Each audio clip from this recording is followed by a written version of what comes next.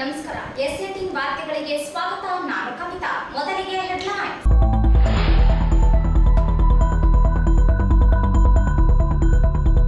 ರಾತ್ರಿಯಿಡೀ ಸುರಿದ ಮಳೆ, ಜನಜೀವನ ಅಸ್ತವ್ಯಸ್ತ. ಎಪಿಎಂಸಿಯಲ್ಲಿ ಭತ್ತ ನೀರು ಪಾಲು.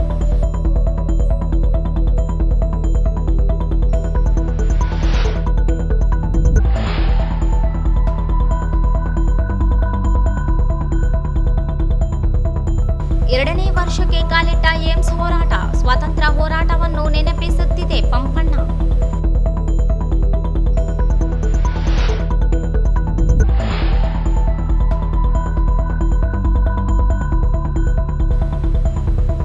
ಮೇ 17ರಂದು ಸಂಭವ ಫೌಂಡೇಶನ್ನಿಂದ ಉಚಿತ ಉದ್ಯೋಗ ಮೇಳ, ಬ್ಯಾಟರಿ ವಾಹನಗಳ ಕುರಿತು ತರಬೇತಿ. ಅನಂತ.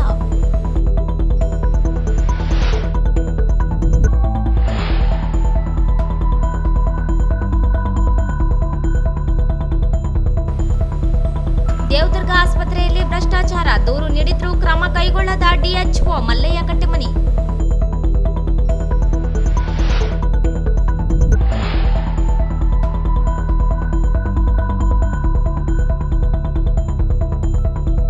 ಏಮ್ಸ್ ಹೋರಾಟ ಮೈಕ್ ಕುರ್ಚಿಗಳ ಕಳ್ಳತನ, ದೂರು ನೀಡಿದ್ರೂ ಕ್ರಮ ಕೈಗೊಳ್ಳದ ಪೊಲೀಸರು ಆರೋಪ.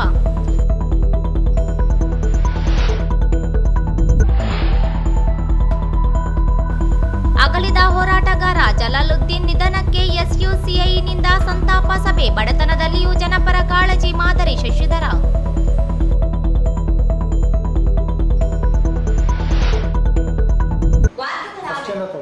ಬಿಸಿಲಿನಿಂದ ತತ್ತರಿಸಿದ್ದ ಜನರಿಗೆ ರಾತ್ರಿಯಿಡೀ ಸುರಿದ ಮಳೆಯಿಂದ ತಂಪು ವಾತಾವರಣ ಆಹ್ಲಾದ ತಂದರೆ ತಗ್ಗು ಪ್ರದೇಶಗಳಿಗೆ ನೀರು ನುಗ್ಗಿ ಜನಜೀವನ ಅಸ್ತವ್ಯಸ್ತಗೊಂಡ ಘಟನೆ ಜರುಗಿದೆ. ನಗರದ ಎಪಿಎಂಸಿಯಲ್ಲಿ ಮಾರಾಟಕ್ಕೆ ತಂದ ಭತ್ತ ನೀರಿನ ತೊಯ್ದು ಲಕ್ಷಾಂತರ ಮೌಲ್ಯದ ಮಾಲು ನೀರಿನಲ್ಲಿ ನೆನೆದು ಹೋಗಿದೆ. ತೆಲಂಗಾಣ, ಆಂಧ್ರಪ್ರದೇಶ ಸೇರಿದಂತೆ ಜಿಲ್ಲೆಯ ರೈತರ ಭತ್ತ ನೀರು ಪಾಲಾಗಿದೆ. ಕೆಲ ವರ್ತಕರು ಖರೀದಿಸಿದ್ದ ಭತ್ತವು ನೀರಿನಲ್ಲಿ ತೇಲುವಂತಾಗಿದೆ. ಸಾಯಿ ಕೃಪಾ ಟ್ರೇಡರ್ಸ್ಗೆ ಸೇರಿದ 400 ಚೀಲ ನೀರಿನಲ್ಲಿ ಆವೃತವಾಗಿದೆ. ಎಪಿಎಂಸಿಯಲ್ಲಿ ರೈತರ ಬೆಳೆಗಳಿಗೆ ರಕ್ಷಣೆ ಇಲ್ಲದಂತಾಗಿ ಪ್ರತಿ ಬಾರಿಯೂ ಆರ್ಥಿಕ ನಷ್ಟಕ್ಕೆ ಕಾರಣವಾಗುತ್ತಿರುವುದು ಮುಂದುವರೆದಿದೆ. ರೈತರಿಂದ ಕರ ಸಂಗ್ರಹಿಸುವ ಎಪಿಎಂಸಿ ರೈತರ ಮಾಲಿಗೆ ರಕ್ಷಣೆ ನೀಡುತ್ತಿಲ್ಲ. ಹಾನಿಗೆ ರೈತರಿಗೆ ಪರಿಹಾರ ಒದಗಿಸಬೇಕೆನ್ನುವುದು ರೈತರ ಒತ್ತಾಯವಾಗಿದೆ.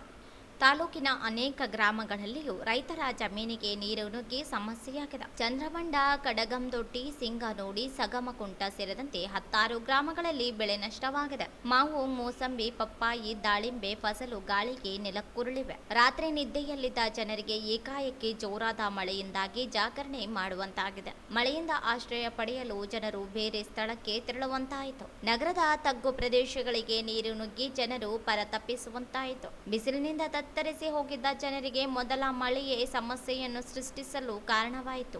ರಾಯಚೂರು ತಾಲೂಕಾದ್ಯಂತ ರಾತ್ರಿಯಿಡೀ ಭಾರೀ ಮಳೆಯಾಗಿದ್ದು, ಯರಗೇರ ಹೋಬಳಿ ವ್ಯಾಪ್ತಿಯಲ್ಲಿ 136 ಮಿಲಿಮೀಟರ್ ಮಳೆಯಾಗಿ ಮೊದಲ ಮಳೆ ದಾಖಲೆ ನಿರ್ಮಿಸಿದೆ. ಇನ್ನು ಸಿಂಗನೋಡಿ ವ್ಯಾಪ್ತಿಯಲ್ಲಿ 52.5 ಮಿಲಿಮೀಟರ್ ಅತಿ ಕಡಿಮೆ ಮಳೆಯಾಗಿದೆ. ಮಿಟ್ಟಿ ಮಲ್ಕಾಪುರದಲ್ಲಿ 132 ಮಿಲಿಮೀಟರ್ ಮಳೆಯಾಗಿದೆ. ಕಲಮಲ ಹೋಬಳಿಯಲ್ಲಿ 115 ಮಿಲಿಮೀಟರ್ ಮಳೆಯಾಗಿದೆ. ಬಿಜನಗಿರದಲ್ಲಿ 111 ಮಿಲಿಮೀಟರ್ ಮಳೆಯಾಗಿದೆ. ಶಾಖವಾದಿಯಲ್ಲಿ 105.5 ಮಿಲಿಮೀಟರ್ ಮಳೆಯಾಗಿದೆ. ಮರ್ಚೆಟಾಳ ವ್ಯಾಪ್ತಿಯಲ್ಲಿ 102.5, ಪೂರ್ತಿಪ್ಲೆಯಲ್ಲಿ 89 ಮಳೆಯಾಗಿದೆ. ಕಡ್ಲೂರು ವ್ಯಾಪ್ತಿಯಲ್ಲಿ 87, ಯಾಪಲದಿನ್ನಿ ವ್ಯಾಪ್ತಿಯಲ್ಲಿ 87, ಲಿಂಗನಕಾನದೊಡ್ಡಿಯಲ್ಲಿ 84, ಚಂದ್ರಬಂಡ ವ್ಯಾಪ್ತಿಯಲ್ಲಿ 64, ಚಿಕ್ಕಸಗೂರು ವ್ಯಾಪ್ತಿಯಲ್ಲಿ 63.5 ಮಿಲಿಮೀಟರ್ ಮಳೆಯಾಗಿದೆ. ಗಾಣದಾಲ ವ್ಯಾಪ್ತಿಯಲ್ಲಿ 63.5 ಮಿಲಿಮೀಟರ್ ಮಳೆಯಾಗಿದೆ. ಇಡಪನೂರಿನಲ್ಲಿ 59 ಮತ್ತು ಸಿಂಗನೋಡಿ ವ್ಯಾಪ್ತಿಯಲ್ಲಿ 52.5 ಮಿಲಿಮೀಟರ್ ಮಳೆ ದಾಖಲಾಗಿದೆ.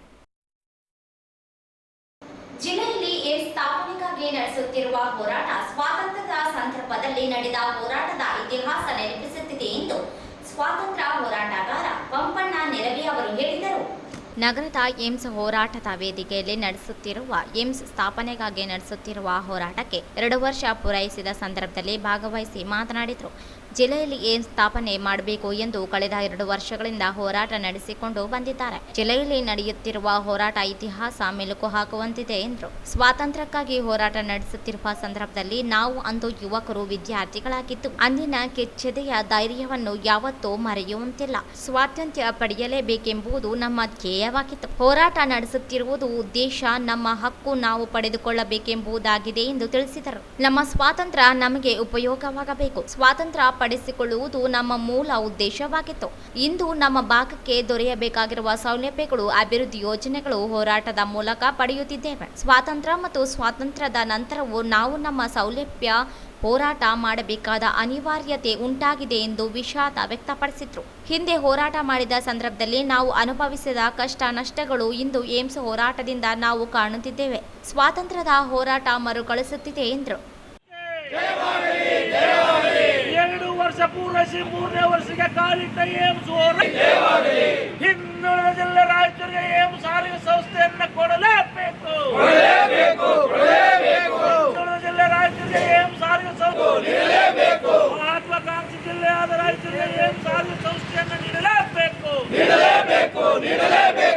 ಐಐಟಿಯಿಂದ ವಂಚಿತಗೊಂಡ ರಾಯಚೂರಿಗೆ ಏಮ್ಸ್ ಆರೋಗ್ಯ ಸಂಸ್ಥೆಯನ್ನು ಹೋರಾಟ ನಮ್ಮ ಸ್ವಾತಂತ್ರ್ಯ ಪೂರ್ವದಲ್ಲಿ ನಾವು ವಿದ್ಯಾರ್ಥಿಗಳಾಗಿ ಪ್ರಾರಂಭಿಸಿದ ಹೋರಾಟ ನೆನಪಿ ತಗೊಂಡು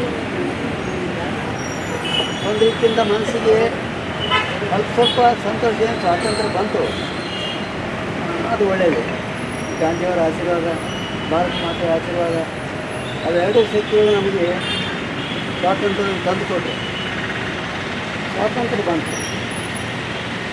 ಆದರೆ ಜನಸಾಮಾನ್ಯರಿಗೆ ಸ್ವಾತಂತ್ರ್ಯದ ಕಲ್ಪನೆ ಇಲ್ಲ. ಸರಳವಾಗಿ ದುಡಿಯೋದು ಬದುಕೋದು ಅಷ್ಟೇ ನಮ್ಮಲ್ಲಿ ಇದ್ದಂಥ ಕಲ್ಪನೆ. ಯಾಕೆಂದರೆ ನಾನು ಹಳ್ಳಿಯಲ್ಲಿ ಇಟ್ಟಿದ್ದೆ, ನಮ್ಮಪ್ಪ ಮುಂಜಾನೆದ್ದು ಹೊಲಕ್ಕೆ ಹೋಗಿ ಗಳೆ ಹೊಡೆದು ಬರ್ತದೆ. ಮತ್ತು ಸಾಯಂಕಾಲ ತನಕ ರಾತ್ರಿ 8 ತನಕ ಕೆಲಸ ಮಾಡ್ತೀವಿ. ಕೆಲಸ ಮಾಡೋದು ಹೊಟ್ಟೆ ತುಂಬ ಕೆಲಸ ಮಾಡಿ ಅಷ್ಟೇ. ಇದೆರಡೇ ಬಿಟ್ಟರೆ ಹೆಚ್ಚಿನ ವಿಚಾರಗಳು ಅವು ಏನೋ ಅದನ್ನು ವರ್ಷದಲ್ಲಿ ಒಂಥರ ಪುರಾಣಗಳು ಅವೆಲ್ಲ ಕಥೆಗಳು ಅವೆಲ್ಲ ಹೇಳ್ತಾ ಇದ್ದಾರೆ. ಎಲ್ಲರಿಗೊಂದು ಮಾರ್ಗದರ್ಶನಕ್ಕಾಗಿ ಆಧ್ಯಾತ್ಮಿಕ ಮಾರ್ಗದರ್ಶನ ಈ ರೀತಿಯಿಂದ ಒಂದು ಸಾಧಾರಣ ಕಾರ್ಯಕ್ರಮ ನಡೆದವು. ಯಾಕೆಂದರೆ ಇನ್ನು ಏನು ಕಾರ್ಯಕ್ರಮ ಮಾಡಿದರೆ ನಮಗೆ ಸ್ವಾತಂತ್ರ್ಯಕ್ಕೆ ಇನ್ನೂ ಹೆಚ್ಚಿನ ಅನುಕೂಲತೆ ನಾವು ಮಾಡ್ಕೊಳ್ಳೋಕ್ಕೆ ಸಾಧ್ಯ ಇದೆ ಎಂಬುದು ನಮಗೆ ಕಲ್ಪನೆ ಇರಲಿಲ್ಲ. ಯಾಕೆ ನಾನು ಹಳ್ಳಿಯಾಗ ಹುಟ್ಟಿದ್ದೆ, ನಾನು ಹಳ್ಳಿಯಾಗ ಗೊತ್ತಿದ್ದೆ. ನಮ್ಮ ಮನೆ, ನಮ್ಮಪ್ಪ, ನಮ್ಮಮ್ಮ, ನಮ್ಮವ್ವ, ನಾನು 4 ಮಂದಿ. ಈ 4 ಏನು ಬಾಂಧವ್ಯ ಇದೆ, ತಂದೆ ತಾಯಿ, ಅಜ್ಜಿ, ಅಜ್ಜ, ತಾಯಿ, ತಂದೆ, ಮಗು. ಇದರಲ್ಲಿ ಈ ಸಂದರ್ಭದಲ್ಲಿ ಡಾಕ್ಟರ್ ಬಸವರಾಜ್ ಕಳಸ, ಅಶೋಕ್ ಕುಮಾರ್ ಜೈನ್, ಎಸ್ ಮಾರ್ಯಪ್ಪ ವಕೀಲ, ಕಾಮರಾಜ್ ಪಾಟೀಲ್, ಎಸ್ ಪಾಟೀಲ್, ವೀರಭದ್ರಪ್ಪ ಅಂಬರಪೇಟಿ, ಗುರುರಾಜ್ ಕುಲಕರ್ಣಿ, ಮಹಾವೀರ್ ಉಸ್ಮಾನಿಯಾ ಮಾರ್ಕೆಟ್ ಅಧ್ಯಕ್ಷರು, Narasappa ಬಾಡಿಯಾಳ, Srinivas ಕಲವಲದೊಡ್ಡಿ, Ramesh ಕಲ್ಲೂರಕರ, Veeresh Babu, Mahendra Singh, Veerabhadraiah Swamy, Sulochana Sangha, Venkopai Shetty Hosapete, Venkatareddy Dinni, S Thimmareddy, Jaswantrao Kalyanakari, M Iranna, Roopa Srinivas Nayak, KE Kumar, Dastagiri Kakaragal, Somashekhar Purtipli, Arif Miya Nelahala, Veeranna Shetty Bhandari, S Biradar ಸೇರಿದಂತೆ ಅನೇಕರಿದ್ದರು. ಬೆಂಗಳೂರಿನ ಸಂಭವ ಫೌಂಡೇಶನ್ ಹಾಗೂ ಎಕ್ಸರೀಸ್ ಕಂಪನಿಗಳ ಸಹಯೋಗದಲ್ಲಿ ಮೇ 17ರಂದು ಉಚಿತ ಉದ್ಯೋಗ ಮೇಳ ನಗರದ ಸ್ಟೇಷನ್ ರಸ್ತೆಯ ರೂಟ್ಸ್ NSW ಕಾಲೇಜಿನಲ್ಲಿ ಆಯೋಜಿಸಲಾಗಿದೆ ಎಂದು ಸಂಸ್ಥೆಯ ಸಂಯೋಜಕ ಅನಂತ್ ಅವರು ಹೇಳಿದರು. ಅವರಿಂದು ಮಾಧ್ಯಮಗೋಷ್ಠಿ ಉದ್ದೇಶಿಸಿ ಮಾತನಾಡಿ, ಎಲೆಕ್ಟ್ರಿಕಲ್ ವಾಹನಗಳ ಬಳಕೆ ಹೆಚ್ಚಳವಾಗುತ್ತಿದ್ದು ವಿಪುಲ ಉದ್ಯೋಗಾವಕಾಶಗಳಿವೆ. ಉದ್ಯೋಗ ಮೇಳದಲ್ಲಿ ನೋಂದಣಿ ಪಡೆಯುವ ನಿರುದ್ಯೋಗಿಗಳಿಗೆ ಉಚಿತ ತರಬೇತಿಯನ್ನು ನೀಡಿ ಉದ್ಯೋಗ ಒದಗಿಸಲಾಗುತ್ತದೆ. PUC ತೇರ್ಗಡೆ ಹೊಂದಿದವರು ನೋಂದಣಿ ಪಡೆದು ತರಬೇತಿ ಪಡೆಯಬೇಕಿದೆ. ಬೆಂಗಳೂರು, ಪುಣೆ, ಬಾಂಬೆ, ಕೋಲ್ಕತ್ತಾಗಳಲ್ಲಿ ತರಬೇತಿ ವ್ಯವಸ್ಥೆ ಇದೆ. ಉಚಿತ ವಸತಿ, ಊಟ ನೀಡಿ 1 ತಿಂಗಳ ತರಬೇತಿ ಪಡೆಯುವವರಿಗೆ ಉದ್ಯೋಗ ಒದಗಿಸಲಾಗುತ್ತದೆ. ಪ್ರತಿಶತ 29 ಪದವಿ ಪಡೆದ ವಿದ್ಯಾರ್ಥಿಗಳು ನಿರುದ್ಯೋಗಿಗಳ ಉದ್ಯೋಗ ಪಡೆಯುವ ಅವಕಾಶವಿದ್ದು ತರಬೇತಿ ಪಡೆಯುವ ಮೂಲಕ ಉದ್ಯೋಗ ಪಡೆಯಬೇಕು ಎಂದರು. ಉದ್ಯೋಗ ಮೇಳ ಮಾಡಬೇಕು ಅಂತೀವಿ. ಈ ಉದ್ಯೋಗ ಮೇಳ ಮಾಡೋದು ತುಂಬಾ ಇಂಪಾರ್ಟೆಂಟ್ ಆಗಿ ನಾವು ಒಂದು ಪರ್ಟಿಕ್ಯುಲರ್ ಒಂದು ಇಂಡಸ್ಟ್ರಿಯಲ್ಲಿ ಉದ್ಯೋಗ ಮೇಳ ಮಾಡಬೇಕು ಅಂತೀವಿ. ಈಗ ನಿಮಗೆಲ್ಲ ಗೊತ್ತಿರುತ್ತೆ, EV industry, electric vehicle service technician. Electric vehicle ಇಂಡಸ್ಟ್ರಿಯಲ್ಲಿ ತುಂಬ ಜಾಬ್ಸ್ ಇದೆ, ನಿಮ್ಗೆ ಗೊತ್ತಿರುತ್ತೆ. ಎಲ್ಲ ಓಲಾ, ಏತರ್, ಯೂರೋ, TVS ಎಲ್ಲ ಕಂಪ್ನಿಗಳು ಜಾಸ್ತಿ ಆಗ್ತಿದೆ. ಈ ಇಂಡಸ್ಟ್ರಿಯಲ್ಲಿ ತುಂಬ ಜಾಬ್ ಆಪರ್ಚುನಿಟಿ ಇದೆ. ನಮ್ಮದು CSR ಆಕ್ಟಿವಿಟೀಸ್ ಇರುತ್ತೆ, social responsibility organisation, corporate social responsibility organisation, CSR activities ಇದೆ. ಓಕೆನಾ. ಇದಕ್ಕೆ ಅಕ್ಸೆಂಚರ್ ಕಂಪ್ನಿ ಸ್ಪಾನ್ಸರ್ ಮಾಡ್ತಾ ಇದ್ದಾರೆ. ಓಕೆನಾ. ಈ ಸ್ಪಾನ್ಸರ್ ಮಾಡ್ತಾ ಇರೋದ್ರೆ ನಾವು 1 ತಿಂಗಳು ಫ್ರೀ ಟ್ರೈನಿಂಗ್ ಕೊಡ್ತೀವಿ. 1 ತಿಂಗಳು ಫ್ರೀ ಊಟ, ರೂಮು ಎಲ್ಲ ಟ್ರೈನಿಂಗ್ ಕೊಟ್ಬಿಟ್ಟು ಕೆಲಸ ಕೊಡ್ತೀವಿ. ಈ ಟ್ರೈನಿಂಗ್ ಸೆಂಟರ್ ಎಲ್ಲೆಲ್ಲಿ ಇರುತ್ತೆ ಅಂದರೆ ಬೆಂಗಳೂರಲ್ಲಿ, ಪುಣೆ, ಡೆಲ್ಲಿ, ಕೋಲ್ಕತ್ತಾ, ಈ 4 ಕಡೆ ಟ್ರೈನಿಂಗ್ ಸೆಂಟರ್ ಇರುತ್ತೆ.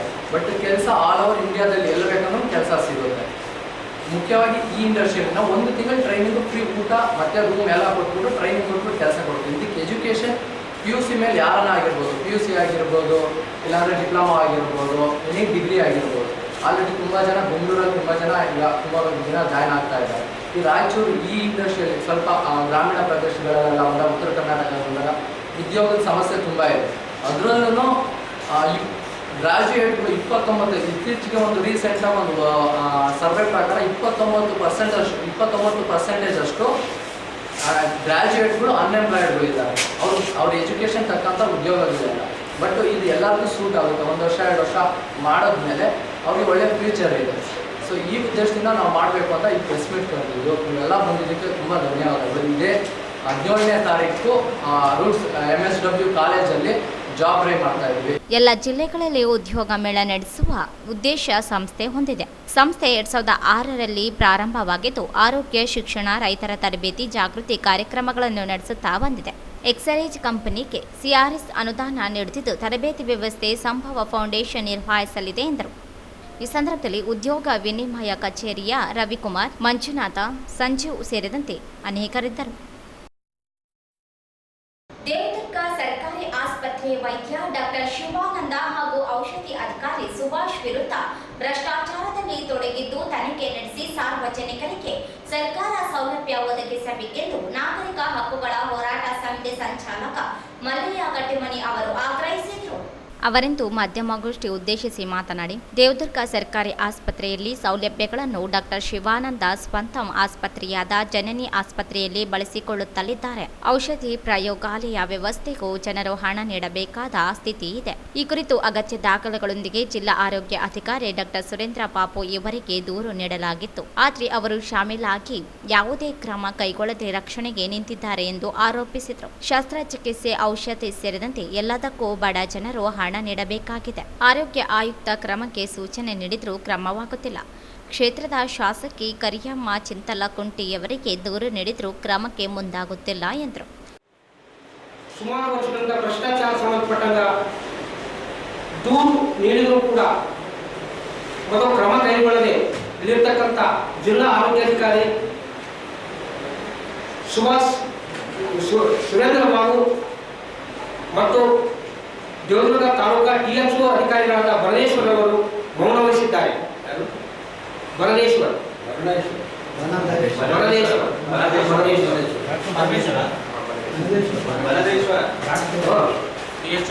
THO ಸಾರ್ವಜನಿಕ ಆಸ್ಪತ್ರೆಯಲ್ಲಿ ಬಂದಂತಹ ಸಾರ್ವಜನಿಕರನ್ನು ಶಸ್ತ್ರಚಿಕಿತ್ಸೆ ಸರ್ಕಾರ ಆಸ್ಪತ್ರೆಯಲ್ಲಿ ಮಾಡದೆ ಮುಖ್ಯ ವೈದ್ಯಾಧಿಕಾರಿಯಾದ ಶಿವಾನಂದರವರು ತನ್ನ ಖಾಸಗಿ ಆಸ್ಪತ್ರೆ ಜನನಿ ಆಸ್ಪತ್ರೆಗೆ ಕಳಿಸಿ ಸುಮಾರು ಬಡವರ ಹಣವನ್ನು ಸುಲಿಗೆ ಮಾಡುತ್ತಿದ್ದಾರೆ. ಈಗಾಗಲೇ ಸರ್ಕಾರಿ ಆಸ್ಪತ್ರೆಯಲ್ಲಿ ಔಷಧ ಉಪಚಾರಗಳು ಮತ್ತು ಇಲ್ಲಿರ್ತಕ್ಕಂಥ ಕೆಲವೊಂದು ಲ್ಯಾಬ್ ಟೆಕ್ನಿಕಲ್ ಉಪಕರಣಗಳನ್ನು ತನ್ನ ಖಾಸಗಿ ಆಸ್ಪತ್ರೆಯಲ್ಲಿ ಬಳಕೆ ಮಾಡಿಕೊಟ್ಟಿದ್ದಾರೆ. ಈಗಾಗಲೇ ನಾವು ಎಷ್ಟೇ ದೂರು ಕೊಟ್ಟರೂ ಕೂಡ ನಿರ್ಲಕ್ಷ್ಯ ವಹಿಸುತ್ತಿರುವುದರಿಂದ ಸರ್ಕಾರ ವಿಶೇಷ ತನಿಖೆ ನಡೆಸಬೇಕಂತೇಳಿ ಒತ್ತಾಯಿಸಿ ಆಗ್ರಹಪಡಿಸ್ತಾ ಇದ್ದೇವೆ. ಮುಖ್ಯ ವೈದ್ಯಾಧಿಕಾರಿ ಶಿವಾನಂದರವರು ಶಸ್ತ್ರಚಿಕಿತ್ಸೆ ಆಗಿದ್ದರೂ ಕೂಡ ಸರ್ಕಾರ ಆಸ್ಪತ್ರೆಯಲ್ಲಿ ಎಷ್ಟು ಶಸ್ತ್ರಚಿಕಿತ್ಸೆ ಮಾಡಿದಿರಬಹುದು ಮಾಹಿತಿ ಕೇಳಿದ್ರು ಕೂಡ ನೀಡ್ತಾ ಇಲ್ಲ. ಮತ್ತು ಖಾಸಗಿ ಆಸ್ಪತ್ರೆಯ ಜನನಿ ಆಸ್ಪತ್ರೆಯಲ್ಲಿ ಎಷ್ಟು ಶಸ್ತ್ರಚಿಕಿತ್ಸೆ ಮಾಡಿದಿರಬಹುದು ಕೂಡ ಹೇಳಿದ್ರು ಕೂಡ ಇಲ್ಲಿರ್ತಕ್ಕಂಥ ಸುರೇಂದ್ರ ಬಾಬು DHO ಸುರೇಂದ್ರ ಬಾಬು ಅವರು ಸರಿಯಾದ ರೀತಿಯಲ್ಲಿ ಮಾಹಿತಿ ನೀಡದೆ ಬೇಜವಾಬ್ದಾರಿಯಿಂದ ನಿರ್ಲಕ್ಷ್ಯ ವಹಿಸಿದ್ದಾರೆ. ಈಗಾಗಲೇ ನಾವು ಪ್ರತಿಭಾ ಸಂಘಟನೆಗಳ ಮೂಲಕ ಹೋರಾಟಗಳು ಮಾಡಿದ್ದೀವಿ, ಮನವಿ ಪತ್ರ ಕೊಟ್ಟಿದ್ದೀವಿ. ಇದಕ್ಕೆ ಸ್ಪಂದನೆ ಮಾಡದೆ ಇಲ್ಲಿರ್ತಕ್ಕಂಥ ಹೋರಾಟ ಸಮಿತಿ ಸಹ ಸಂಚಾಲಕ ಬಸವರಾಜ ನಾಯಕ್ ಗೋಸಾಲ್ ಮಾತನಾಡಿ 2022ರಲ್ಲಿ ಆಸ್ಪತ್ರೆಯ ಅವ್ಯವಸ್ಥೆ ಕುರಿತು ದೂರು ನೀಡಲಾಗಿತ್ತು. ಆರೋಗ್ಯ ಆಯುಕ್ತರ ಸೂಚನೆ ಮೇರೆಗೆ ವರ್ಗಾವಣೆ ಮಾಡಲಾಗಿತ್ತು. ಈಗ ಪುನಃ ಅದೇ ಸ್ಥಳಕ್ಕೆ ಜಿಲ್ಲಾ ಆರೋಗ್ಯ ಅಧಿಕಾರಿ ಸುರೇಂದ್ರ ಬಾಬು ವರ್ಗಾವಣೆ ಮಾಡಿದ್ದಾರೆ. ಡಾಕ್ಟರ್ ಶಿವಾನಂದ ಹಾಗೂ ಸುಭಾಷ ವಿರುದ್ಧ ಕ್ರಮ ಕೈಗೊಳ್ಳದೆ ಜಿಲ್ಲಾ ಆರೋಗ್ಯ ಅಧಿಕಾರಿಗಳು ಬೆಂಬಲಿಸುತ್ತಿದ್ದಾರೆ. ವಿಚಾರಣೆ ನಡೆಸಿದ ಸಂದರ್ಭದಲ್ಲಿ ದೂರುದಾರರಿಗೆ ಮಾಹಿತಿ ನೀಡದೆ ಪ್ರಕರಣ ಮುಚ್ಚಿ ಹಾಕುವ ಪ್ರಯತ್ನ ಮಾಡುತ್ತಿದ್ದಾರೆ. ಅನೇಕ ಸಂಘಟನೆಗಳು ಒಗ್ಗೂಡಿ ಪ್ರತಿಭಟನೆ ನಡೆಸಿದಾಗ ಕ್ರಮದ ಭರವಸೆ ನೀಡಲಾಗಿತ್ತು, ಆದರೂ ಕ್ರಮವಾಗುತ್ತಿಲ್ಲ. ತಾಲೂಕು ಆರೋಗ್ಯ ಅಧಿಕಾರಿ ಡಾಕ್ಟರ್ ಬನದೇಶ ಸೇರಿ ಎಲ್ಲರೂ ಅಕ್ರಮ ನಡೆಸುವವರ ವಿರುದ್ಧ ಕ್ರಮ ಕೈಗೊಳ್ಳುತ್ತಿಲ್ಲ. ಸಾರ್ವಜನಿಕರಿಗೆ ಆಗುತ್ತಿರುವ ತೊಂದರೆ ನಿವಾರಣೆಯಾಗದೇ ಹೋದಲ್ಲಿ ಹೋರಾಟ ನಡೆಸಲಾಗುತ್ತದೆ ಎಂದು ಎಚ್ಚರಿಸಿದರು. ಸುಳ್ಳು ಮಾಡ್ತವ ಅಥವಾ ಏನಾದರೂ ಸಾಕ್ಷಿಗಳಿದಾವಂತ ಅಂದ್ರೆ ಇದಕ್ಕೆಲ್ಲ ಅಲ್ಲಿ ದೇವದುರ್ಗದಲ್ಲಿ ಇರ್ತಕ್ಕಂಥ ಸುಮಾರು 22ರಿಂದ ಈ ಡಾಕ್ಟರ್ ಆರೋಗ್ಯ ಜಿಲ್ಲಾಧಿಕಾರಿ ಸುರೇಂದ್ರ ಬಾಬು ಅವರಲ್ಲ, ಅಲ್ಲೆಲ್ಲ ಅವರಿಗೆಲ್ಲ ಬೆಂಬಲ ಕೊಡ್ತಾ ಇದ್ದಾರಂತ. ಅಂದ್ರೆ ಸರಿಯಾದ ರೀತಿ ವಿಚಾರಣೆ ಮಾಡಿ ಏನು ತಪ್ಪಾದ ಇಲ್ಲ ಅಂತ ಮಾಡ್ತಕ್ಕಂಥ. ರೀಸೆಂಟ್ ಆಗಿ 13 ಮಾರ್ಚ್ನ ತಾರೀಕು ಒಂದು ಎಲ್ಲ ಪ್ರಗತಿಪರ ಒಕ್ಕೂಟಗಳ ಒಂದು ಪ್ರತಿಭಟನೆ ಮಾಡಿದಾಗ ಅವರೇ ಮೊನ್ನೆ ಇವರು ಆರೋಗ್ಯ ಅಧಿಕಾರಿ ಬಂದು ಮನವಿ ಪತ್ರ ತಗೊಂಡು ಅವ್ರು ಸುಮ್ಮನೆ ನಾಮಕವಾಸ್ತೆ ಒಂದು ವರ್ಗಾವಣೆ ಮಾಡಿದಾಗ ಅವ್ರನ್ನ ಸ್ಥಾನ ಪಲ್ಲಟ ಮಾಡಬೇಕು, ಬೇರೆಯವ್ರನ್ನ ಇದು ಮಾಡೋ ಅಂತ ಹೇಳಿದ್ರೆ ಸುಮ್ಮನೆ ಮಾಡಿ ಮತ್ತೆ ಅವ್ರನ್ನ ಏನಪ್ಪ ಅಂದ್ರೆ ಮತ್ತೆ ಅವರಿಗೆ ರಿಪೀಟ್ ಅವ್ರು ಮಾಡಿರ್ತಕ್ಕಂಥದ್ದು. ಅಂದ್ರೆ ಮುಖ್ಯವಾಗಿ ಅದೇ MLA ಅವರು ಹೋಗಿವಿ, MLA ಅವರು 1 ವರ್ಷ ಆಯ್ತು, ಅದ್ರ ಬಗ್ಗೆ ಅವರು ನಿಷ್ಕಾಳಜಿ ವಹಿಸದಂತ ನಮ್ಮ ಆರೋಪ. ಯಾಕಂತಂದ್ರೆ ಒಂದು ಮಹಿಳೆಯಾಗಿ ಅಲ್ಲಿ ಏನಪ್ಪಾ ಅಂತಂದ್ರೆ ನಾವು ಇದೆಲ್ಲ ಹೆರಿಗೆ ಬೇರೆ ಆಸ್ಪತ್ರೆಗೆ ಬರೀತಾರ. CM ಅಲ್ಲಿ ಲೋಕಲ್ 5 ವರ್ಷ ಆಯ್ತು, ಯಾರು ನಮ್ಮ ಡಾಕ್ಟರ್ ಬಂದೀಶ್ವರ್ ಲೋಕಲ್ THO, ಮತ್ತು ಏನಪ್ಪ 20 ವರ್ಷ ಆಯ್ತು ಸುಭಾಷ್ ಅವರು 20 ವರ್ಷ ದಾಸ್ತಾನುಗಳನ್ನ ಎಲ್ಲಿ ಮಾಡಬೇಕು ಎಲ್ಲಿ ಇಲ್ಲ ಅಲ್ಲ ಇದು ಮಾಡಿದ್ರು. ನಾವು ಎಷ್ಟೋ ಸಂಘಟನೆಗಳು ಮಾಡಿದ್ರೆ ಕೆಲವು ಸಂಘಟನೆಗಳ ನಮ್ಮ ಮಿತ್ರರ ಮೇಲೆ ಕೇಸುಗಳು ದಾಖಲೆ ಮಾಡಿದ್ದಾರೆ ಪೊಲೀಸ್ ಸ್ಟೇಷನ್. ಅದು ಶಿವಾನಂದ್. ಮತ್ತೆ ಇತ್ತೀಚೆಗೆ ಯುವ ಸ್ಫೋಟ ಅಂತ ಪತ್ರಿಕೆ ಇದೆ, ಆ ಪತ್ರಿಕೆಯಲ್ಲಿ ಬರೆದ್ರೆ ಅವರಿಗೆ ಮಾನನಷ್ಟ ಮೊಕದ್ದಮೆ ಮಾಡಿದ್ದಾರೆ ಆಗಿದ್ದಾರೆ. ಅಂದ್ರೆ ಏನಾದ್ರ ಇವರು ರಾಜಕೀಯ ಒಂದು ಬೆಂಬಲ ತಗೊಂಡು ಈ ತರ ಏನಪ್ಪ ಅಂದ್ರೆ ಇದು ಮಾಡಿರ್ತಕ್ಕಂಥ. ನಾವು ಮುಖ್ಯವಾಗಿ ಏನಪ್ಪ ಅಂದ್ರೆ ಈ ಕಾಂಗ್ರೆಸ್ ಸರ್ಕಾರ, ಜಿಲ್ಲಾಧಿಕಾರಿಯವರು ಮತ್ತು ಜಿಲ್ಲಾ ಪಂಚಾಯತಿ ಮುಖ್ಯ ನಿರ್ವಹಣಾಧಿಕಾರಿಗಳು ಈ DHO ಡಾಕ್ಟರ್ ಸುರೇಂದ್ರ ಬಾಬುನ ಮೇಲೆ ಕ್ರಮ ತಗೋಬೇಕು. ಮತ್ತು ಪುನಃ ಏನಪ್ಪ ಅಂದ್ರೆ ನಾವು ದೂರು ಪಟ್ಟಿರ್ತಕ್ಕಂಥ ದೂರದಾರನ ಕರೆಸಿ ಅಲ್ಲಿ ವಿಚಾರಣೆ ಮಾಡಿ ನಮ್ಮ ತಪ್ಪಿದ್ರೆ ನಮಗೂ ಹೇಳಬೇಕು. ಈ ಸಂದರ್ಭದಲ್ಲಿ ಹೋರಾಟದ ಸಮಿತಿಯ ಶಿವಪ್ಪ ಬಲ್ಲಿದ, ಪಂಪಣ್ಣ ಸೇರಿದಂತೆ ಅನೇಕರಿದ್ದರು. ಜಿಲ್ಲೆಯಲ್ಲಿ ಏಮ್ಸ್ ಸ್ಥಾಪನೆಗಾಗಿ ಏಮ್ಸ್ ಹೋರಾಟ ಸಮಿತಿ ನಡೆಸುತ್ತಿರುವ ಹೋರಾಟ ವೇದಿಕೆಯಲ್ಲಿರುವ ನೀರಿನ ಕ್ಯಾನ್, ಆಂಪ್ಲಿಫೈಯರ್ ಹಾಗೂ ಇನ್ನಿತರ ವಸ್ತುಗಳ ಕಳ್ಳತನ ನಡೆದಿದ್ದು, ಈ ಬಗ್ಗೆ ದೂರು ನೀಡಿದ್ರೂ ಪೊಲೀಸ್ ಇಲಾಖೆ ನಿರ್ಲಕ್ಷ್ಯ ವಹಿಸಿದೆ ಎಂದು ಏಮ್ಸ್ ಹೋರಾಟ ಸಮಿತಿಯ ಮುಖಂಡ ಅಶೋಕ್ ಕುಮಾರ್ CK ಜೈನ್ ಅವರು ಆರೋಪಿಸಿದರು. ನಗರದ ಮಹಾತ್ಮ ಗಾಂಧಿ ಜಿಲ್ಲಾ ಕ್ರೀಡಾಂಗಣದ ಗಾಂಧೀಜಿ ಪುತ್ಥಳಿ ಮುಂಭಾಗದಲ್ಲಿ ಏಮ್ಸ್ ಹೋರಾಟ ಸಮಿತಿಯಿಂದ ಕಳೆದ 2 ವರ್ಷಗಳಿಂದ ಜಿಲ್ಲೆಯಲ್ಲಿ ಏಮ್ಸ್ ಸ್ಥಾಪನೆಗಾಗಿ ಹೋರಾಟ ಮುಂದುವರೆದುಕೊಂಡು ಬಂದಿದೆ. ಏಮ್ಸ್ ಹೋರಾಟದ ವೇದಿಕೆಯಲ್ಲಿ ಉಪವಾಸ ಸತ್ಯಾಗ್ರಹ ಸೇರಿದಂತೆ ವಿವಿಧ ರೀತಿಯ ಹೋರಾಟ ಮಾಡಲಾಗಿದೆ. ಉಪವಾಸ ಸತ್ಯಾಗ್ರಹದ ಹೋರಾಟ ಸಂದರ್ಭದಲ್ಲಿ ರಾತ್ರಿ ಸಮಯದಲ್ಲಿ ವೇದಿಕೆಯಲ್ಲಿಯೇ ನಿದ್ರಿಸುತ್ತಿದ್ದೆವು. ಆ ವೇಳೆ ಪೊಲೀಸರು ಸಹ ಜೊತೆಗೆ ಇರುತ್ತಿದ್ದರು. ಹೋರಾಟದ ವೇದಿಕೆಯಲ್ಲಿ ಕುಳಿತುಕೊಳ್ಳುವ ಕುರ್ಚಿಗಳು, ಕುಡಿಯುವ ನೀರಿನ ಕ್ಯಾನ್ ಮತ್ತು ಮಲಗುವ ಗಾದಿಯು ಕಳ್ಳತನವಾಗಿದೆ. ಮೊದಲಿಗೆ ಕುಡಿಯುವ ನೀರಿನ ಕ್ಯಾನ್, ಕುರ್ಚಿ ಕಳ್ಳತನವಾಗಿದೆ. ಮೌಖಿಕವಾಗಿ ಪಶ್ಚಿಮ ಪೊಲೀಸ್ ಠಾಣೆಯ IPS ಅವರಿಗೆ ಮಾಹಿತಿ ನೀಡಲಾಯಿತು. ಸರತಿ ಉಪವಾಸ ಸತ್ಯಾಗ್ರಹ ವೇಳೆ ಇಲ್ಲಿಯೇ ಮಲಗುತ್ತಿದ್ದೆವು. ಉಪವಾಸ ಸತ್ಯಾಗ್ರಹ ಬಳಿಕ ಇಲ್ಲಿ ಯಾರೂ ಇರಲಿಲ್ಲ. ನಂತರ ಕುರ್ಚಿಗಳು 40,000 ಮೌಲ್ಯದ ಆಂಪ್ಲಿಫೈಯರ್ಗೆ ಚೈನ್ ಹಾಕಿ ಕೀಲಿ ವ್ಯವಸ್ಥೆ ಮಾಡಲಾಗಿತ್ತು. ಅದು ಸಹ ಕಳ್ಳತನವಾಗಿದೆ. ಜೊತೆಗೆ ಬಾರಿಸುವ ಹಲಗೆ ಕಳ್ಳತನ ಮಾಡಲಾಗಿದೆ. ಹೋರಾಟದ ವೇದಿಕೆಯಲ್ಲಿ ಕಳ್ಳತನವಾದ ಕುರಿತು ಪೊಲೀಸ್ ಠಾಣೆಗೆ ಲಿಖಿತ ದೂರು ನೀಡಲಾಗಿದೆ. ಚುನಾವಣೆ ವೇಳೆ ವೇದಿಕೆಗೆ ಬಂದ ಪೊಲೀಸರು ರಾಜಕೀಯ ವ್ಯಕ್ತಿಗಳು ಬರುತ್ತಿದ್ದು ಸಹಕರಿಸಿ ಎಂದು ತಿಳಿಸಿದ್ದರು. ರಾಯಚೂರಿಗೆ ಏಮ್ಸ್ ಆರೋಗ್ಯ ಸಂಸ್ಥೆಯನ್ನು ಕೊಡಬೇಕು ಅಂತಕ್ಕಂಥದನ್ನ ಅದನಂತರ ನಾನಾ ರೀತಿಯಿಂದ ಹೋರಾಟಗಳು ಮುಗಿಸ್ಕೊಂಡು ಇವತ್ತು 2024-13-5 ನಿನ್ನೆಗೆ 2 ವರ್ಷ ಮುಗಿತು. ಈಗ 2ನೇ ವರ್ಷಕ್ಕೆ ಪಾದಾರ್ಪಣೆ ಮಾಡಿದ್ವಿ. ಈ ಹೋರಾಟದಲ್ಲಿ ನಿರಂತರವಾಗಿ ಈ ವೇದಿಕೆ ಇದೆ. ಒಂದೇ ಒಂದು ಬಾರಿ ಮಳೆಗೆ ಬಿದ್ದದ ವೇದಿಕೆನ ಮತ್ತೆ ನಿರ್ಮಾಣ ಮಾಡಿದ್ದೀವಿ. ವೇದಿಕೆ ಮಳೆಗೆ ಬಿದ್ದು ನಿರ್ಮಾಣ ಆದ ನಂತರ ಈ ವೇದಿಕೆಯಲ್ಲಿ ಅವಾಗ ಉಪವಾಸ ಸತ್ಯಾಗ್ರಹ ಮಾಡಿದಾಗ ಪೊಲೀಸರು ಇರ್ತಿದ್ರು. ಯಾಕಂದ್ರೆ ರಾತ್ರಿ ಮಲಗ್ತಿದ್ವಿ. ಆಮೇಲೆ ನಮ್ಮ ಇರ್ತಕ್ಕಂಥ ಏನು ಇಲ್ಲಿ ಸಲಕರಣೆಗಳಿದ್ದಾವೆ ಅಂದರೆ ನಮ್ಮ ಹೋರಾಟಕ್ಕೆ ಬಳಸ್ತಕ್ಕಂಥ ಕುರ್ಚಿಗಳಾಗಿರ್ಬೋದು, ಎಂಪ್ಲಿಫೈರ್ ಆಗಿರ್ಬೋದು, ಕುಡಿಯೋ ನೀರು ಕ್ಯಾನ್ ಇರ್ಬೋದು, ಅವೆಲ್ಲ ವ್ಯವಸ್ಥಿತವಾಗಿರ್ತೀವಿ. ಕುರ್ಚಿಗಳಿಗೆ ಒಂದು ಚೈನ್ ಹಾಕ್ತಿದ್ವಿ, ಅಂದರೆ ಸರಪಳಿ ಹಾಕಿ ಕೀಲಿ ಹಾಕ್ತಿದ್ವಿ. ಎಂಪ್ಲಿಫೈರ್ಗೂ ಸರಪಳಿ ಹಾಕಿ ಕೀಲಿ ಹಾಕ್ತಿದ್ವಿ. ದಿನ ಹೊತ್ಕೊಂಡು ಹೋಗೋದು ಬರೋದಿಲ್ಲ ಮಾಡೋದಿಲ್ಲ ಅಂತ. ಆದರೆ ಮೊದಲಿಗೆ ಒಂದು ಸಲ ನಮ್ಮದು ಕ್ಯಾನ್ ಕಳ್ತನ ಆಗೋಯ್ತು, ಒಂದು ಕುರ್ಚಿ ಕಳ್ತನ ಆಗೋಯ್ತು. ಮೌಖಿಕವಾಗಿ ಪೊಲೀಸರಿಗೆ ಹೇಳಿದ್ವಿ, ಯಾವುದು ಪಶ್ಚಿಮ ಪೊಲೀಸ್ ಠಾಣೆಗೆ ಹೇಳಿದ್ವಿ. ಬೇರೆ ಬೇರೆ PSIಗಳು ಇದ್ರು ಬಿಡ್ರಿ, ಈಗ ಬೇರೆ ಇದ್ದಾರೆ ಚುನಾವಣೆಗೋಸ್ಕರ. ಆದರೆ ಈಗ ಮತ್ತೆ ನೋಡು, ಒಂದು ಸಲ ಈ ಸರದಿ ಉಪವಾಸ ಸತ್ಯಾಗ್ರಹ ಮಾಡುವಾಗ ರಾತ್ರಿಯಲ್ಲೇ ಮಲಗ್ತಿರಲ್ಲ, 2 ಗಾದಿಗಳಿದ್ವು. ಆ ಒಂದು ಗಾದಿ ಕಳ್ತನ ಆಗೋಯ್ತು, ಒಂದು ಹಲಿಗೆ ಕಳ್ತನ ಆಗೋಯ್ತು. ಇದು ಏನಿದು? ವೇದಿಕೆಯಲ್ಲಿ, ಹೋರಾಟದ ವೇದಿಕೆಯಲ್ಲಿ ಕಳ್ತನ ಮಾಡ್ತಾರೆ ಅಂದಮೇಲೆ ನಾವು ಪೊಲೀಸರಿಗೆ ಹೇಳೋದು ನಮ್ಮ ಧರ್ಮ. ನೀವು ಹೋರಾಟ ಮಾಡ್ತೀರಂದರೆ ನಾವೇನು ಇಲ್ಲೇ ಕಾಯಬೇಕು ಅಂತ ನಮ್ಮದೇನು ಜವಾಬ್ದಾರಿ ಇಲ್ಲ, ಒಂದು ವಿಶ್ವಾಸ ಇರ್ತದೆ. ನೋಡಿ, ಲಕ್ಷ ರೂಪಾಯಿ ಕೀಲಿ ಮುರಿಯೋದು ಕಳ್ಳನ ದೊಡ್ಡದಲ್ಲ, ಭಯ ದೊಡ್ಡದು. ಇಲ್ಲಪ್ಪ ಕಾನೂನಿದೆ, ಅದಕ್ಕೆ ಆ ಭಯ ದೊಡ್ಡದು. ಆ ಲೆಕ್ಕದ ಮೇಲೇ ನೀವೇ ಕಾಯಬೇಕು, ನಮಗೆ ಯಾಕೆ ಹೇಳ್ಬೇಕು ಅಂತಕ್ಕಂಥನ ಪೊಲೀಸರು ಕೂಡ ಹೇಳಬಾರ್ದು, ಹೇಳೋಂಗೂ ಇಲ್ಲ, ಇನ್ನೂ ಹೇಳಿಲ್ಲ. ಆದರೆ 1ನೇ ತಾರೀಕು ನಾನು ಹೋಗಿ ಇನ್ನು ಮೌಖಿಕ ಬೇಡ ಅಂತ ಲಿಖಿತ ರೂಪದಲ್ಲಿ ಒಂದು ಕಂಪ್ಲೇಂಟನ್ನು ಕೊಟ್ಟು ಬಂದೀನಿ. 40,000 ರೂಪಾಯಿದು ಎಂಪ್ಲಿಫೈರ್ ಸ್ಪೀಕರ್ಗಳಿದ್ದಾವೆ, ಅದಕ್ಕೆ ಇನ್ನೂ ಹಾಕಿಲ್ಲ. 2 ಕಡೆ ಆ ಕಡೆ ಈ ಕಡೆ ಸ್ಪೀಕರ್ ಇದ್ದಾವೆ, ಅವು ಇನ್ನೂ ಕಳ್ತನ ಆಗಿರೋದಕ್ಕೆ ಸರಪಳಿಲ್ಲ. ಇವತ್ತಿಗೆ ಚುನಾವಣೆ ಇದೆ, ಆ ಲೀಡ್ರ್ ಬರ್ತಾನೆ, ಈ ಲೀಡ್ರ್ ಬರ್ತಾನೆ ಅಂತ ಬಂದೋಬಸ್ತಲ್ಲಿ ನಮ್ಮನ್ನು ರಿಕ್ವೆಸ್ಟ್ ಮಾಡಿದ್ರು, ಆಯಿತು. ಹೀಗಿದ್ರೆ ನಾವು ಸಹ ಸಹಕಾರ ನೀಡಿದ್ದೇವೆ. ಕಳ್ಳತನವಾಗಿರುವ ಕುರಿತು ಸಂಶಯಾಸ್ಪದ ವ್ಯಕ್ತಿ ಬಗ್ಗೆ ಮಾಹಿತಿ ನೀಡಿದ್ದೇವೆ, ಆದರೂ ದೂರಿಗೆ ಸ್ಪಂದನೆ ಇಲ್ಲ ಎಂದು ಆರೋಪಿಸಿದರು. ಹೋರಾಟದ ವೇದಿಕೆ ಹತ್ತಿರವೇ ಸಂಚಾರಿ ಪೊಲೀಸ್ ಠಾಣೆ, ವಸತಿ ಗೃಹ, ವೃತ್ತ ನಿರೀಕ್ಷಕರ ಕಚೇರಿ ಇದೆ, ಆದರೂ ಕಳ್ಳತನವಾಗಿದೆ. ಇನ್ನು ನಗರದಲ್ಲಿ ಸಾಮಾನ್ಯರ ಗತಿ ಏನು ಎಂದು ಪ್ರಶ್ನಿಸಿದರು. ವೇದಿಕೆಯಲ್ಲಿ ಕಳ್ಳತನವಾಗಿರುವ ವಸ್ತುಗಳನ್ನು ಹುಡುಕಿಕೊಡಬೇಕು ಎಂದು ಒತ್ತಾಯಿಸಿದರು. SUCIC ಪಕ್ಷದ ವತಿಯಿಂದ ಜಮಾಲುದ್ದೀನ್ ಅವರ ಸ್ಮರಣಾ ಸಭೆ ಕಾರ್ಯಕ್ರಮವನ್ನು ನಗರದ ವಿದ್ಯಾನಿಧಿ ಕಾಲೇಜಿನಲ್ಲಿ ಆಯೋಜಿಸಲಾಗಿತ್ತು. SUCI ಕಮ್ಯುನಿಸ್ಟ್ ರಾಜ್ಯ ಸೆಕ್ರೆಟರಿಯೇಟ್ ಸದಸ್ಯರು ಹಾಗೂ AIKKMS ರಾಜ್ಯ ಕಾರ್ಯದರ್ಶಿ ಎಂ ಶಶಿಧರ್ ಮಾತನಾಡಿ, ಜಮಾಲುದ್ದೀನ್ ಅವರು ಜೀವನವನ್ನು ಆಳವಾಗಿ ಪ್ರೀತಿಸಿದರು. ವೈಚಾರಿಕತೆಗಾಗಿ ಹುಡುಕಾಟ ನಡೆಸಿದರು. ಬಡತನದಲ್ಲಿಯೂ ಸಹ ನೊಂದವರ, ಬಡವರ ಜೊತೆ ನಿಂತು ಅವರಿಗೆ ಸಹಾಯ ಮಾಡುತ್ತಲೇ ಅವರ ಸಮಸ್ಯೆಗಳ ಪರಿಹಾರಕ್ಕಾಗಿ ಹೋರಾಟಕ್ಕೆ ಮುಂದಾಗಿದ್ದರು. ಆದ್ದರಿಂದಲೇ ತಲಮಾರೆ ಸುತ್ತಮುತ್ತಲಿನ ಗ್ರಾಮದ ಜನರಿಗೆ ಅತ್ಯಂತ ಪ್ರೀತಿ ಪಾತ್ರರಾಗಿದ್ದರು ಎಂದರು. ತಾವು ನಂಬಿದ ತತ್ವಕ್ಕಾಗಿ ರಾಜಿ ಮಾಡಿಕೊಳ್ಳದೆ ಜೀವನ ನಡೆಸಿದ್ದಾರೆ. ಇದು ಅವರ ಅತ್ಯಂತ ಪ್ರಮುಖ ಗುಣವಾಗಿದೆ ಎಂದು ಅಭಿಪ್ರಾಯಪಟ್ಟರು.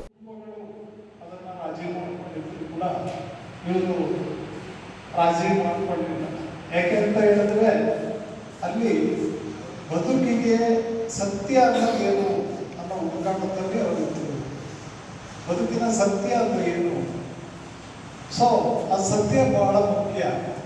ಹಾಗಾಗಿ ನಾವು ಹೇಗೆ ಬದುಕ್ತೀವಿ ಅದು ಮುಖ್ಯ ಅಲ್ಲ. ಯಾಕಂದ್ರೆ ಗೊತ್ತಿಲ್ಲ ನಿಮಗೆ, ಸಾಕ್ರಟೀಸ್ ನನಗೆ ಜ್ಞಾಪಕ ಬರ್ತಾ ಇದೆ, ಅವರು ಎಕ್ಸಾಕ್ಟ್ಲಿ ಸೇಮ್ ಅಂತ ಹೇಳಿದ್ರು. ಅವರು ರಾಜಪ್ರಭುತ್ವದ ವಿರುದ್ಧ ಹೋರಾಟ ಮಾಡ್ತಾ ಇದ್ದಾಗ ಸ್ವಾತಂತ್ರ್ಯಕ್ಕೋಸ್ಕರ, ಸ್ವಾತಂತ್ರ್ಯಕ್ಕಲ್ಲ, ಸಿಕ್ತವ್ರ ಹತ್ರ ಎಲ್ಲ ಹೋಗೋರು. ನೀವು ರಾಜಪ್ರಭುತ್ವದ ಬಗ್ಗೆ ಪ್ರಶ್ನೆ ಕೇಳಿ, ಪ್ರತಿಯೊಂದನ್ನು ಪ್ರಶ್ನೆ ಮಾಡಿ, ಯಾವುದನ್ನು ಕೂಡ ಅಂಧವಾಗಿ ಒಪ್ಕೋಬಾರದು.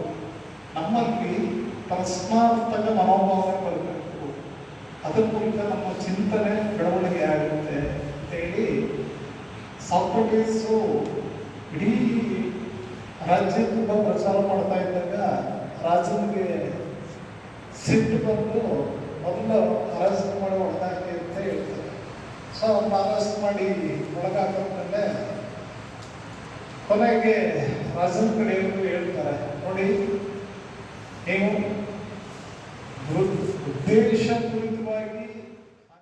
ಜಿಲ್ಲಾ ಕಾರ್ಯದರ್ಶಿ ಡಾಕ್ಟರ್ ಚಂದ್ರಗಿರೀಶ್ ಮಾತನಾಡಿ, ಜಮಾಲುದ್ದೀನ್ ಅವರು ವಿಶಿಷ್ಟ ಪ್ರಗತಿಪರ ಗುಣಗಳನ್ನು ಹೊಂದಿದ್ರು. ವೈಚಾರಿಕ, ಸಾಂಸ್ಕೃತಿಕ, ರಾಜಕೀಯ ಹೋರಾಟವನ್ನು ನಿರಂತರವಾಗಿ ನಡೆಸಿದ್ರು. ರೈತ ಸಂಘಟನೆಯ ಸದಸ್ಯರಾಗಿ ಹೋರಾಟವನ್ನು ಆರಂಭಿಸಿ ಕಮ್ಯುನಿಸ್ಟ್ ವಿಚಾರಕ್ಕೆ ಆಕರ್ಷಿತರಾಗಿ ಕಮ್ಯುನಿಸ್ಟ್ ಪಕ್ಷದ ಅರ್ಜಿದಾರ ಸದಸ್ಯರಿಂದ ಸದಸ್ಯರಾದರು. ಕುಟುಂಬದ ವೈಯಕ್ತಿಕ ಬದುಕಿಗಿಂತ ಅವರು ಸಾಮಾಜಿಕ ಅವಶ್ಯಕತೆ ಬಗ್ಗೆ ಯಾವಾಗಲೂ ಯೋಚಿಸುತ್ತಿದ್ದರು ಎಂದು ಹೇಳಿದರು. ಸ್ವಂತ ಬಡತನ ಅನುಭವಿಸುತ್ತಿದ್ದರೂ ಸಹ ದುಡಿಯುವ ಜನತೆಯ ಸಂಕಷ್ಟ ನೋಡಿದಾಗ ಅವರ ಮನ ಮಿಡಿಯುತ್ತಿತ್ತು. ಬಡ ಜನರನ್ನು ಆಳವಾಗಿ ಪ್ರೀತಿಸುತ್ತಿದ್ದರು. ತಲಮಾರಿ ರೈತ ಸಂಘವನ್ನು ಕಟ್ಟಿ ಬೆಳೆಸಿದ್ದಾರೆ. ರೈತರ ಯಾವುದೇ ಸಮಸ್ಯೆಗಳು ಬಂದಾಗ ಒಗ್ಗಟ್ಟಿನಿಂದ ಹೋರಾಟ ಕಟ್ಟಿದ್ದಾರೆ ಎಂದರು. ಕೆಕೆಎಂಎಸ್ ಸಂಘಟನೆ ಸದಸ್ಯರಾದ ಕೆಕೆಎಂಎಸ್ ಅಲ್ಲಿ ದುಡಿದುಕೊಂಡು ಬಹಳ ಬಲಿಷ್ಠವಾದ ಚಳವಳಿಗಳನ್ನು ಕಟ್ಟಿದ್ರು. ಊರಿನಲ್ಲಿ ಎಷ್ಟೋ ಬಡವರಿಗೆ ಕೌಶಲ್ಯಗಳನ್ನು ಕೊಡಿಸಿದರು. ಮತ್ತೆ ಆ ಗ್ರಾಮದ ನರೇಗಾ ಕೂಲಿ ಕಾರ್ಮಿಕರು ಕೆಲಸ ಮಾಡಿದರು. ಮತ್ತೆ ಸುತ್ತಮುತ್ತಲಿನ ಗ್ರಾಮದ ರೈತರ ನಡುವೆ ಬಹಳ ಕೆಲಸ ಮಾಡಿದರು. ಬಹಳ ಆಕ್ಟಿವ್ ಆಗಿ ಮತ್ತೆ ಎಷ್ಟೋ ಸಂಘಟನಾಕಾರರನ್ನ ಸಂಘಟನೆಗೆ ಹುಟ್ಟು ಹಾಕಿದ್ರು. ಜೊತೆಗೆ ಆ ಪ್ರಕ್ರಿಯೆಯಲ್ಲಿ ಪಕ್ಷದ ಚಿಂತನೆಗಳಿಗೂ ಬಹಳ ಅಟ್ರಾಕ್ಟ್ ಆದರು. ಆ ಕ್ರಿಯೆಯಲ್ಲಿ ನಾವು ಅರ್ಜಿದಾರ ಸದಸ್ಯತ್ವವನ್ನು ಕೊಡ್ತೀವಿ. ಬಹಳ ಸ್ವಲ್ಪ ದಿವಸ ನಂತರ ಅದಾದ ನಂತರ ಅವರು ಪಕ್ಷದಲ್ಲಿ ತೊಡಗಿಸಿಕೊಂಡು ಪಕ್ಷದ ಚಟುವಟಿಕೆ, ಸೈದ್ಧಾಂತಿಕ ಹೋರಾಟ, ಸಾಂಸ್ಕೃತಿಕ ಹೋರಾಟ, ರಾಜಕೀಯ ಹೋರಾಟ ಎಲ್ಲದರಲ್ಲೂ ತಮ್ಮನ್ನು ಬಹಳ ಸಕ್ರಿಯವಾಗಿ ತೊಡಗಿಸಿಕೊಂಡು ಎತ್ತರಕ್ಕೆ ಏರ್ತಾ ಅವರು ಆ ಪ್ರಕ್ರಿಯೆಯಲ್ಲಿ ಪಕ್ಷ ಪ್ರೈಮರಿ, ಫ್ಯಾಮಿಲಿ ಸೆಕೆಂಡರಿ, ಪಕ್ಷ ಪ್ರಮುಖ, ಕುಟುಂಬ ನೆಕ್ಸ್ಟ್ ಜವಾಬ್ದಾರಿ ಅನ್ನೋ ಮಟ್ಟಿಗೆ ಅವರು ಪಕ್ಷವನ್ನು ಗುರುತಿಸಿಕೊಂಡು. ಉಪನ್ಯಾಸಕ ಖಾಲಿದ್ ಮೊಹಿಯುದ್ದೀನ್ ಮಾತನಾಡಿ, ಜಮಾಲುದ್ದೀನ್ ಅವರಿಗೆ ಶಿಕ್ಷಣ ಪಡೆದವರಿಗೆ ಬಲು ಪ್ರೀತಿಯನ್ನು ವ್ಯಕ್ತಪಡಿಸುತ್ತಿದ್ದರು. ಯಾರಾದರೂ ಊರಲ್ಲಿ ಉನ್ನತ ಶಿಕ್ಷಣ ಪಡೆದರೆಂದರೆ ತಮ್ಮ ಮಕ್ಕಳೇ ಪಡೆದಂತೆ ಎಂಬ ರೀತಿಯಲ್ಲಿ ಸಂಭ್ರಮ ಅವರಲ್ಲಿ ಕಾಣಬಹುದಿತ್ತು. ಶಿಕ್ಷಣ ಮತ್ತು ಜ್ಞಾನಕ್ಕಾಗಿ ಅವರಲ್ಲಿ ಮಿಡಿತ ಇತ್ತು. ಬಹಳ ಉದಾರವಾದಿ ಮನೋಭಾವವನ್ನು ಹೊಂದಿದರು ಎಂದು ಹೇಳಿದರು. ಎಐಕೆಕೆಎಂಎಸ್ ಜಿಲ್ಲಾ ಕಾರ್ಯದರ್ಶಿ ಮಲ್ಲನಗೌಡ ಮಾತನಾಡಿ, ನಮ್ಮ ರೈತ ಸಂಘಟನೆಯನ್ನು ಆರೋಗ್ಯದ ಸಮಸ್ಯೆ ಇದ್ರೂ ಸಹ ಅತ್ಯಂತ ಶ್ರದ್ಧೆ ಮತ್ತು ಶ್ರಮದಿಂದ ಕಟ್ಟಿ ಬೆಳೆಸಿದ್ರು. ನರೇಗೆ ಕೆಲಸ ನೀಡುವ ಹೋರಾಟ ಕಟ್ಟಲು ಅವರು ಕಾರಣರಾಗಿದ್ದರು ಎಂದು ಹೇಳಿದರು. ಜಮಾಲುದ್ದೀನ್ ಅವರ ಭಾವಚಿತ್ರಕ್ಕೆ ಪುಷ್ಪಾರ್ಚನೆ ಮಾಡಿ ಮೌನಾಚರಣೆ ಮಾಡಲಾಯಿತು. ಈ ಸಂದರ್ಭದಲ್ಲಿ ಎಸ್ಯುಸಿಐಸಿ ಜಿಲ್ಲಾ ಸಮಿತಿ ಸದಸ್ಯ ಎನ್ಎಸ್ ವೀರೇಶ್, ಮಹೇಶ್ ಚಿಕಲಪರ್ವಿ, ಚನ್ನಬಸವ ಜಾನೇಕಲ್, ರಾಮಣ್ಣ, ಅಣ್ಣಪ್ಪ ಹಾಗೂ ಪಕ್ಷದ ಸದಸ್ಯರಾದ ಎಐಕೆಎಂಎಸ್ನ ಕಾರ್ಯಕರ್ತರು, ಜಮಾಲುದ್ದೀನ್ ಅವರ ಮಕ್ಕಳು ಭಾಗವಹಿಸಿದ್ದರು. ಕೊನೆಯಲ್ಲಿ ಮತ್ತೊಮ್ಮೆ ಹೆಡ್ಲೈನ್ಸ್.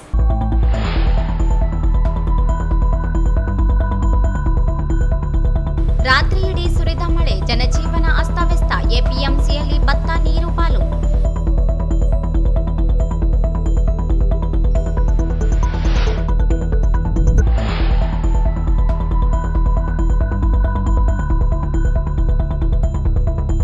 ಎರಡನೇ ವರ್ಷಕ್ಕೆ ಕಾಲಿಟ್ಟ ಏಮ್ಸ್ ಹೋರಾಟ, ಸ್ವಾತಂತ್ರ್ಯ ಹೋರಾಟವನ್ನು ನೆನಪಿಸುತ್ತಿದೆ ಪಂಪಣ್ಣ.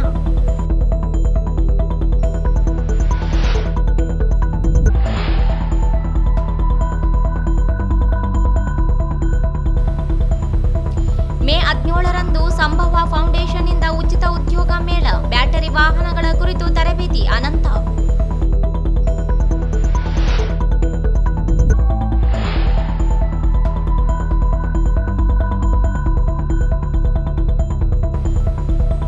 ದೇವದುರ್ಗ ಆಸ್ಪತ್ರೆಯಲ್ಲಿ ಭ್ರಷ್ಟಾಚಾರ, ದೂರು ನೀಡಿದ್ರೂ ಕ್ರಮ ಕೈಗೊಳ್ಳದ ಡಿಎಚ್ಒ ಮಲ್ಲಯ್ಯ ಕಟ್ಟಿಮನಿ.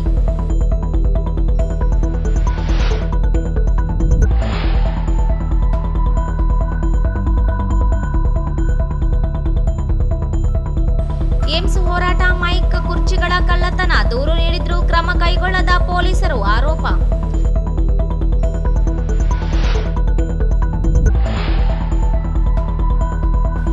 ಅಗಲಿದ ಹೋರಾಟಗಾರ ಜಲಾಲುದ್ದೀನ್ ನಿಧನಕ್ಕೆ ಎಸ್ಯುಸಿಐನಿಂದ ಸಂತಾಪ ಸಭೆ, ಬಡತನದಲ್ಲಿಯೂ ಜನಪರ ಕಾಳಜಿ ಮಾದರಿ. ಶಶಿಧರ